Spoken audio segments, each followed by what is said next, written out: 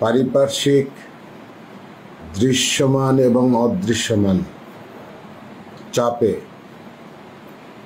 আমি মানসিক দিশেহারা, কখন কি ঘটে যায় এটি অনুমান করা যাচ্ছে না। প্রতিনিয়ত যেভাবে আমাকে আমার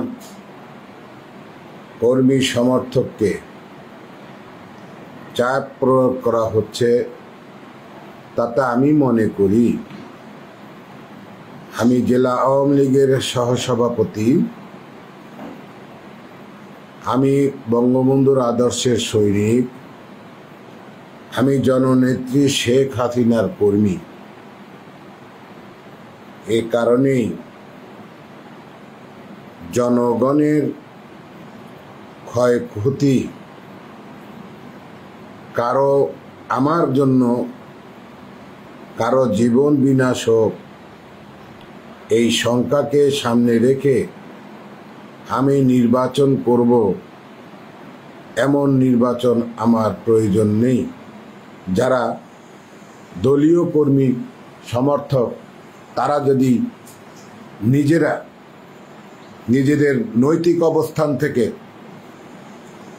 বিএনপিকে সাপোর্ট দিতে পারে, আমি মনে করি তারা আসলে দলীয় কর্মী নয়। দলের কোনো কর্মীর প্রতি তাদের ভালোবাসা আছে, এটাও আমি বিশ্বাস করতে কষ্ট হয়, আমি পারি না। কিন্তু এখন আমি একক প্রার্থী হয়েও এর প্রতিফল তো পাচ্ছি না, বরঞ্চ আমার জীবন ঝুঁকির মধ্যে, আমার কর্মীদের জীবন ঝুঁকির মধ্যে ফেলে দিয়েছে এই নির্বাচন। আমি করব না।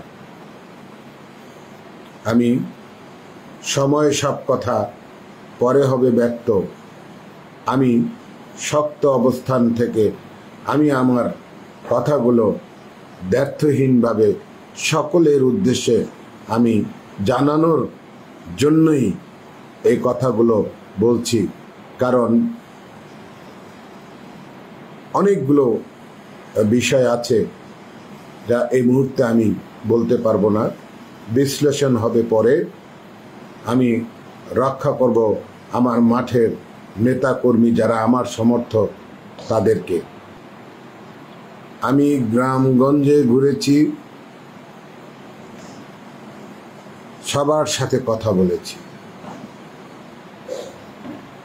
এবং বিশেষ করে এই এলাকার 4টি কেন্দ্রের